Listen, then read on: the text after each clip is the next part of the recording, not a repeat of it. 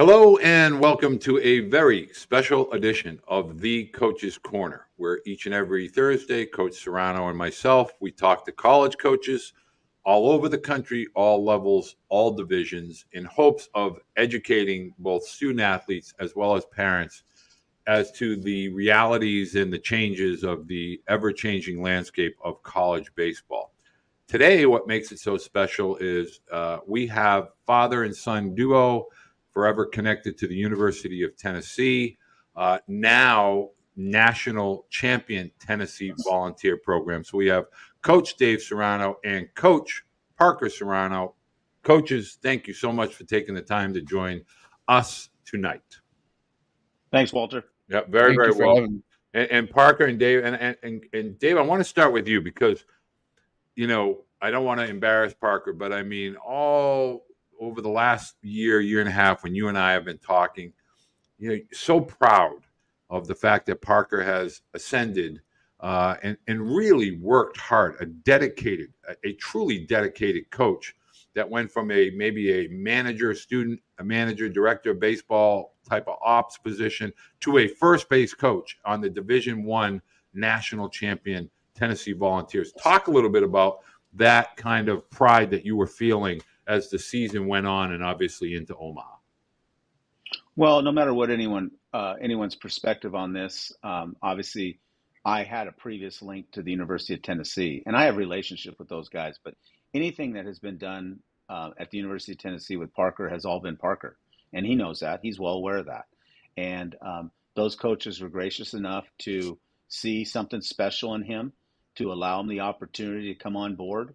You said it right. He was going over there as a manager. He was going to work with Sean McCann in the video room. He was going to learn the analytical part of it. And I know he's still doing part of that. But I think the coaching staff, and obviously they're very intelligent for many reasons, picked up on the fact that here's a young man that wasn't entitled. He was working for everything he was going to earn. And I think he earned their respect. And as a father, you can't, some kids are born on third base, if you know what I mean. Right. Okay. Some kids start at home plate.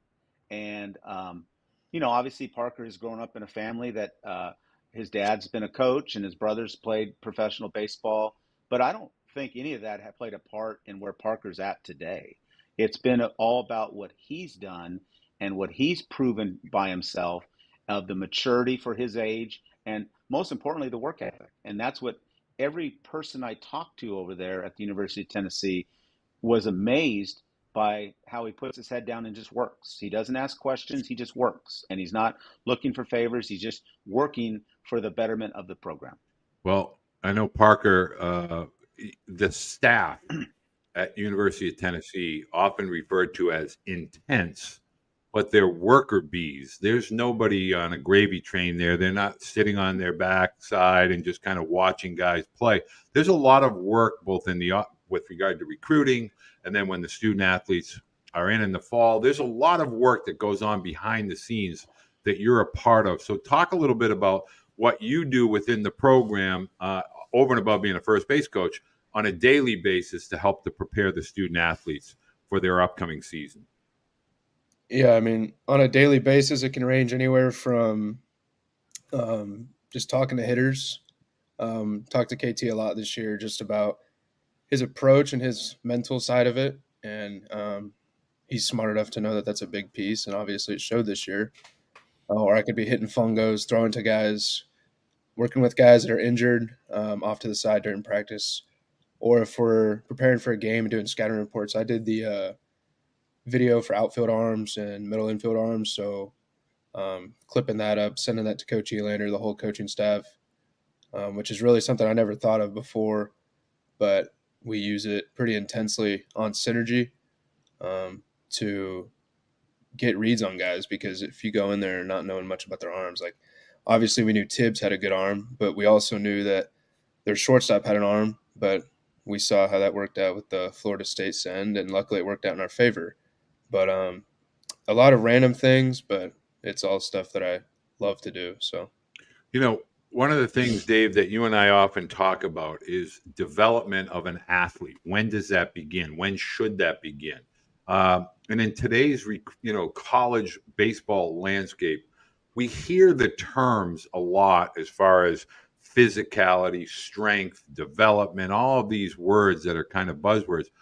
But you look at the University of Tennessee, and you see some big dudes. And not only in height, I'm talking about how their bodies are filled out. There's some girth to the shoulders and depth to the shoulders. I'd love for you and Parker to talk a little bit about truly when that should really start and why it is so important for a student athlete once they arrive on a college campus. Well, I'll start, and and then I'll pass it on to Parker. I think some people are missing the boat. I think some people you hear, I'm still recruiting players myself out of high school, and you hear after their senior year, they think I'm going to start hitting it hard, before I start college. Well, you've kind of already missed the boat a little bit because it should start earlier in your life, and you could see the development of kids.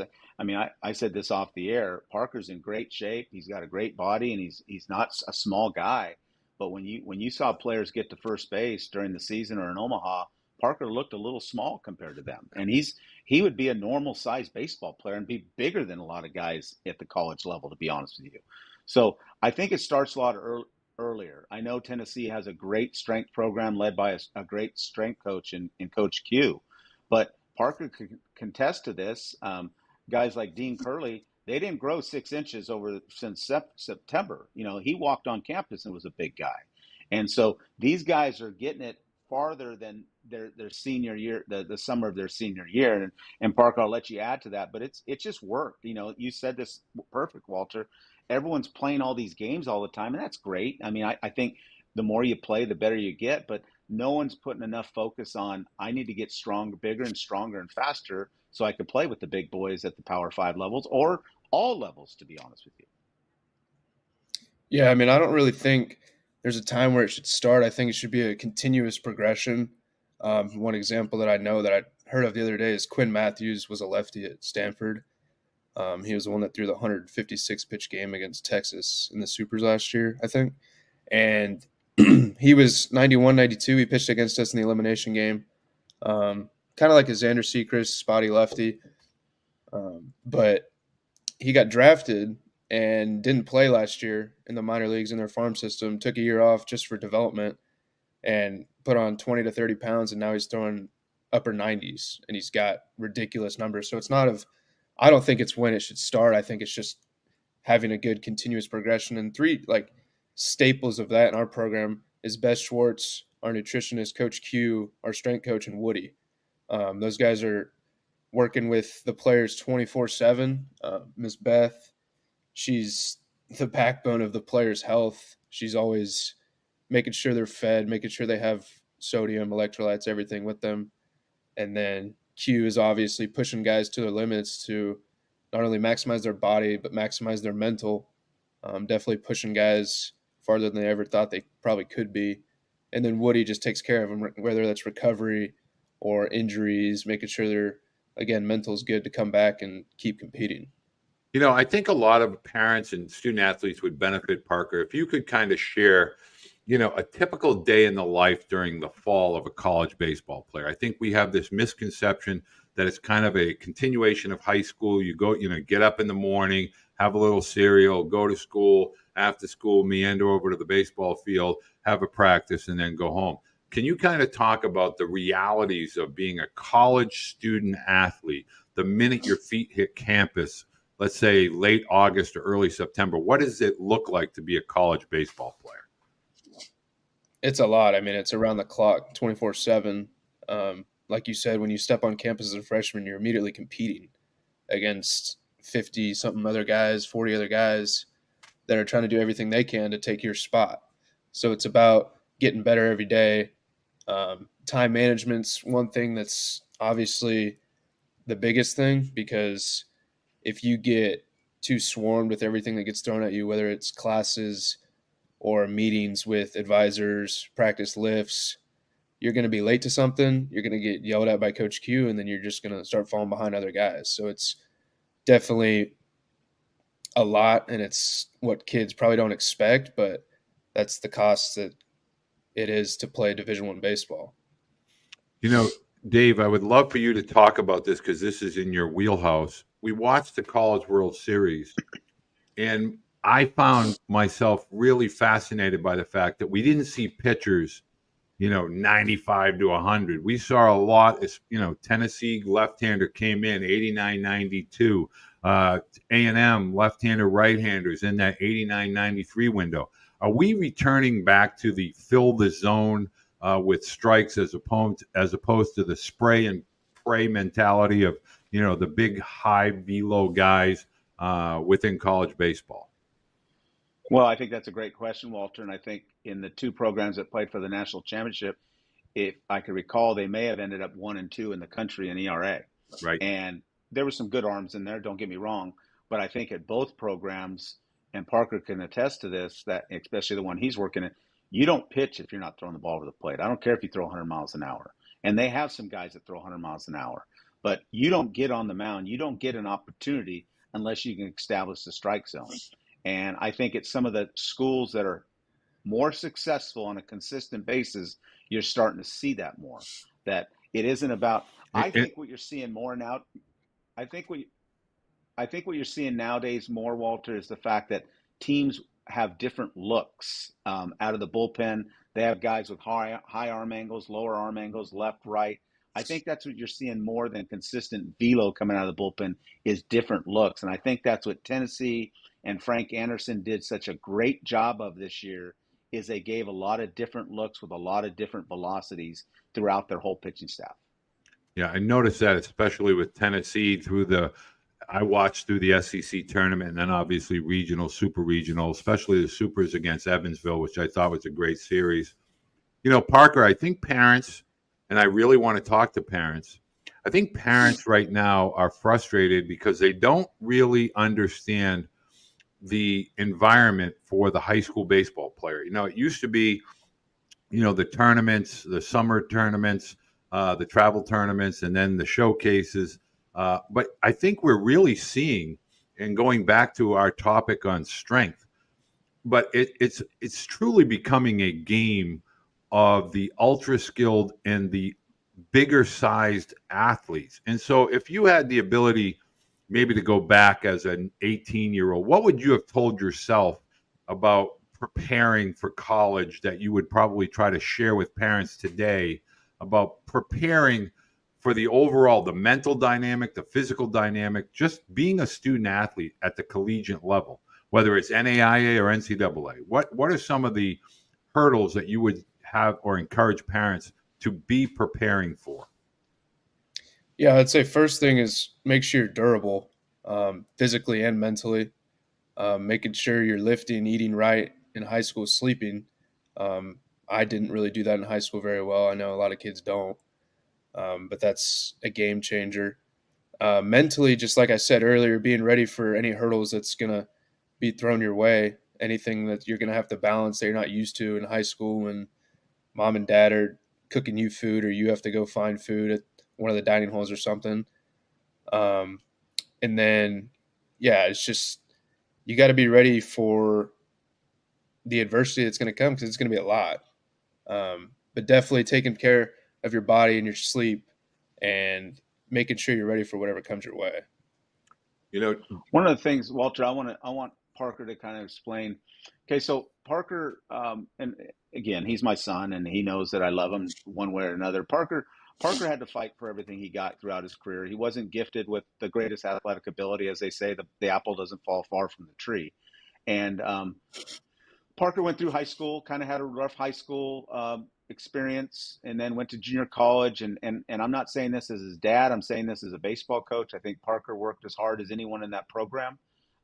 Working hard doesn't always give you the opportunity to play sometimes. Sometimes it could be a better player. Sometimes it could be just a coach's choice.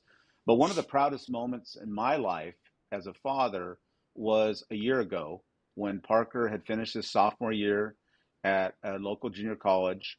And he gave me a call and said, Dad, I think I'm going to end my career, and I want to put myself in the best arena to be around inspired athletes that want to be the best and around coaches that I could learn to start my coaching career at a young age to one day be a coach. And I give him, that was almost like Parker calling me, telling me that he just got drafted in the first round, to be honest with you. I was so proud of a young man at his age to call me and already visualize what he wants to do. He knows what his goals are, and he wanted to put himself in the best arena with the best kind of players that are not just talented, that are working extremely hard and motivating him because of their work ethic. And I think that's what Parker did. Never in a million years did we think he was going to be a national champion a year later.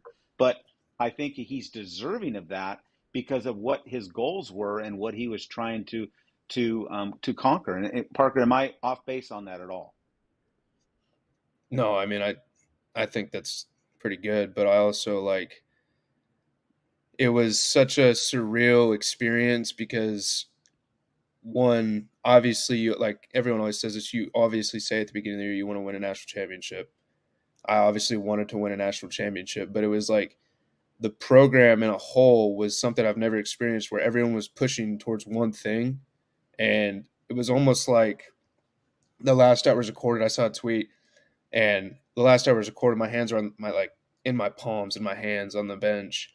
And somebody was like, what is this guy doing? But I just couldn't believe that it was already over because it was a program and team that was just so focused on doing the next thing and not getting so stuck behind on what happened behind us. I mean, I don't think we really got rattled all year because we were always just worried about, so what's the next thing?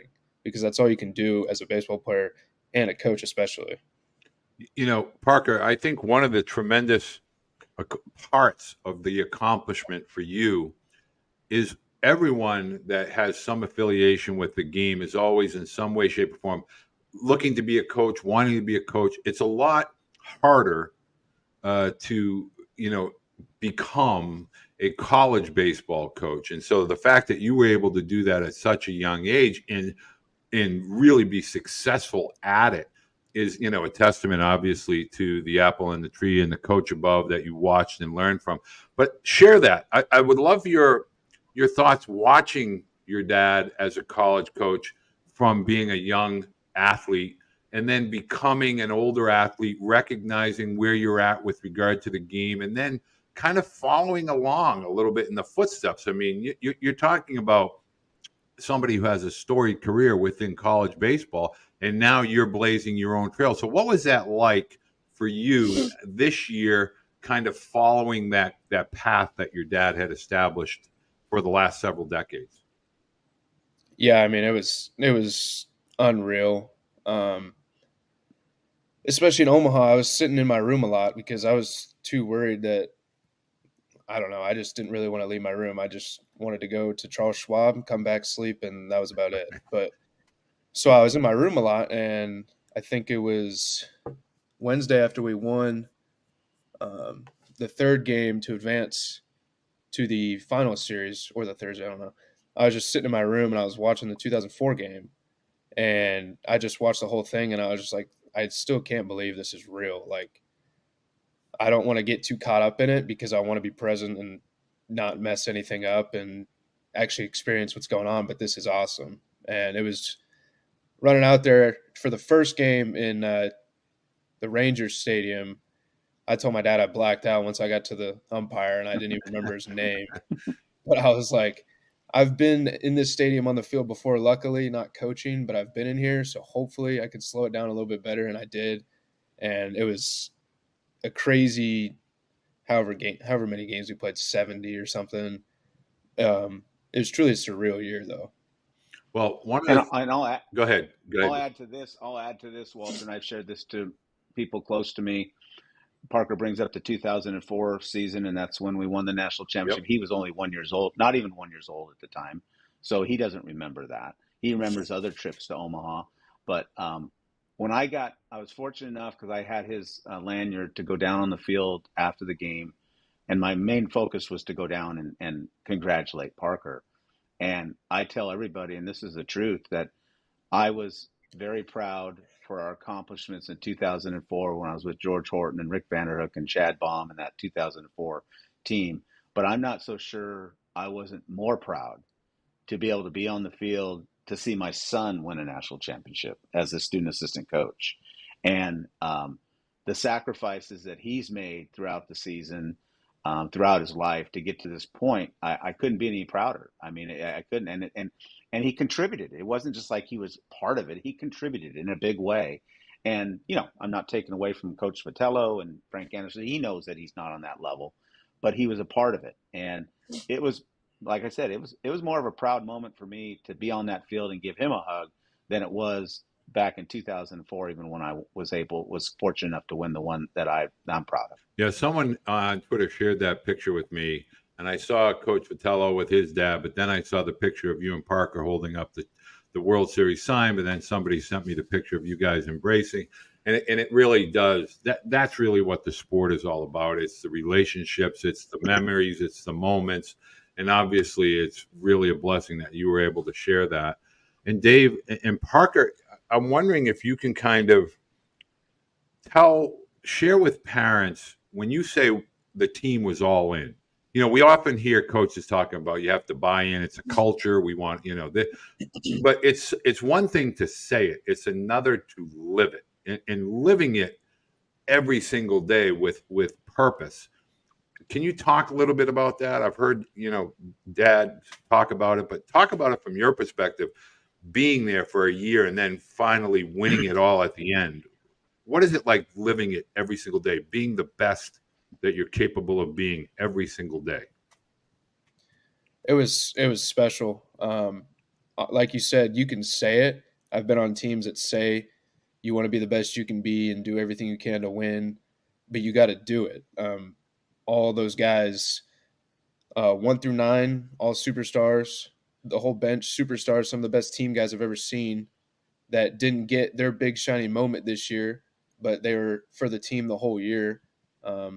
Big dugout of guys picking each other up.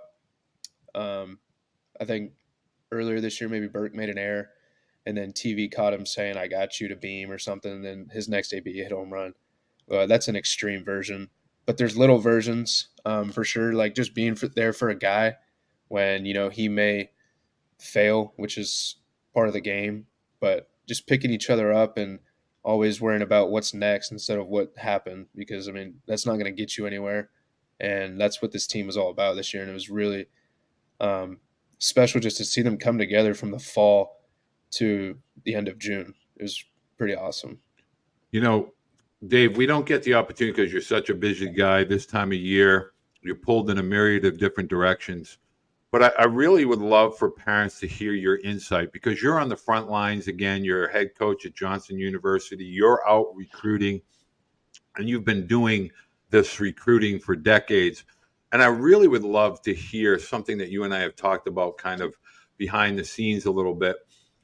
The reality is that the younger athletes, the high school athletes, are they, I don't want to use the word regressing, but are we missing something from an education perspective to try and convey to parents and student athletes about their preparation?